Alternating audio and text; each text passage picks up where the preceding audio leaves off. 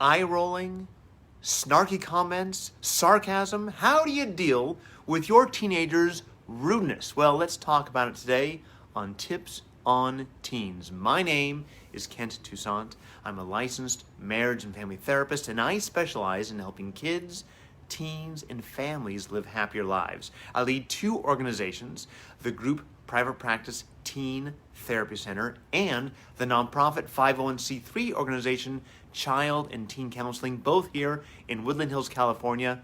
Every Wednesday at noon, I jump into your Facebook feed live to answer your parenting questions. Let's jump into today's question.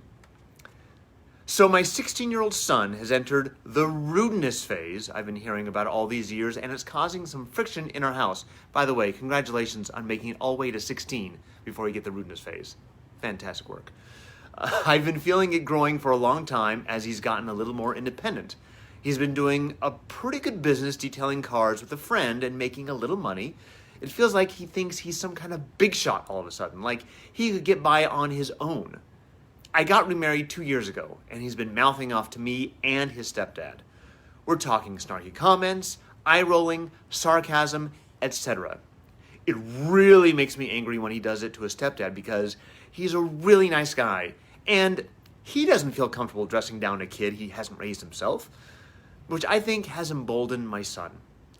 I get really angry when this happens, so we haven't really talked about it in a constructive way. What makes these kids be so rude, and what is the best way to deal with this? Thank you for your question. I think it's apropos for a lot of families. One of the things I don't think it's the job. I think a job for a 16-year-old is really healthy. I think it's normal for 16-year-olds to want to grow and pursue more independence, and I think a part-time job is a great way to do that. So I don't think it's that. But kids are rude the same reason why adults are rude. Usually it comes to two different factors. Number one, they're just insensitive and don't realize how they're affecting someone else.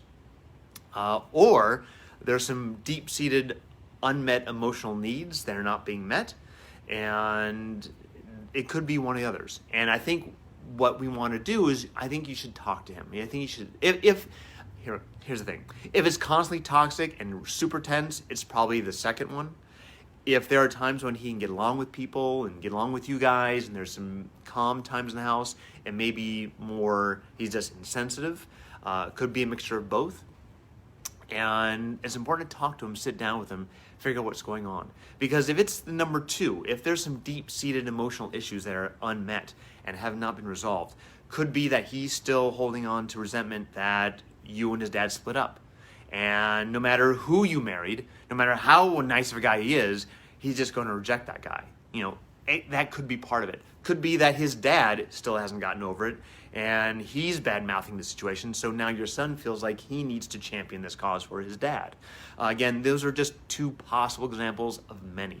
But it's important to research this, or not research it, but explore this with him. And what I would do is sit down with him when you're not stressed, when he's not stressed, when you're not in a stressful situation, when you guys are having lunch at the kitchen table, you're in the car driving to the grocery store, whatever that is. Not when he's on a video game, okay? Not when he's on social media. And you may have to schedule it, because if he's always on a screen or always working, you may have to schedule it the way you would have to with a coworker or your spouse sometimes. Sometimes you have those big talks with your spouse, you gotta say, all right, 10 o'clock tonight when the kids are in bed, you and I gotta talk, right? You may have to do the same thing with your son. So when you sit down with him, first, be empathic. Put the focus on his needs, his wants, his emotions. Reach out to him and say, hey, you know what? Lately it seems like you've been kind of tense. Seems like I've been aggravating you, and I don't want to do that. I'd love to hear your thoughts and your feelings and what I can do to help the situation. Let him vent, let him talk, and you don't have to agree with him. This is not about agreeing with him, but it is about validation. And the difference is, if he's complaining about things that you think, that's not happening, that's not my experience, that's fine. I'm not saying you have to agree with his set of facts. What you should do is validate his feelings and his experience. So if he's complaining about things that you don't agree with, you can say, you know what? I understand. If that was my experience, I'd be upset too. Because you probably would. And the more he's feeling that you validate his feelings and understand him, and he's getting your empathy, he's going to be more open to responding in kind. But you've got to lead the way with this. You can't expect him to meet you at an equal place because he's 16. He's not going to. You have to lead the way, especially when he can't follow it. And this is going to be conversations you have several times. This is not a one-shot conversation. This is several conversations. And again, be patient. Make sure you're at a place where you're grounded and you feel solid, where you're not going to fly off the handle by being triggered. So make sure that you are doing a lot of listening. And the more listening you do, possibly the more listening he does, he starts understanding your side, and this starts evening out a bit. If this is not working, you guys can't have this conversation without jumping into big fights, you may want to look into finding a therapist in your area to help.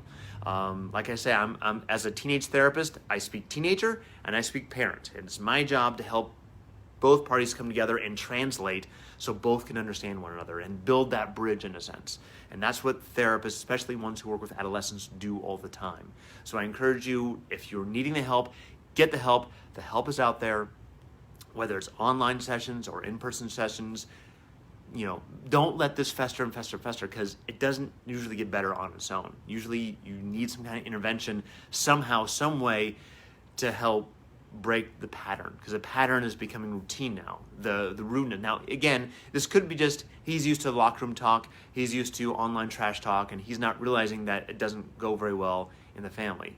And again, hopefully that's all it is. But if it's deeper, he may need to kind of process some of this stuff and get through this with you guys. Anyways, that's our question for today. Thank you so much. Please keep your questions coming. If you have a question you'd like me to answer, our email is tipsonteens@teentherapycenter.com, or direct message us right here on Facebook or Instagram. We love your questions. Keep them coming. Again, my name is Kent Toussaint, and I'll see you next Wednesday on Facebook Live. Bye-bye.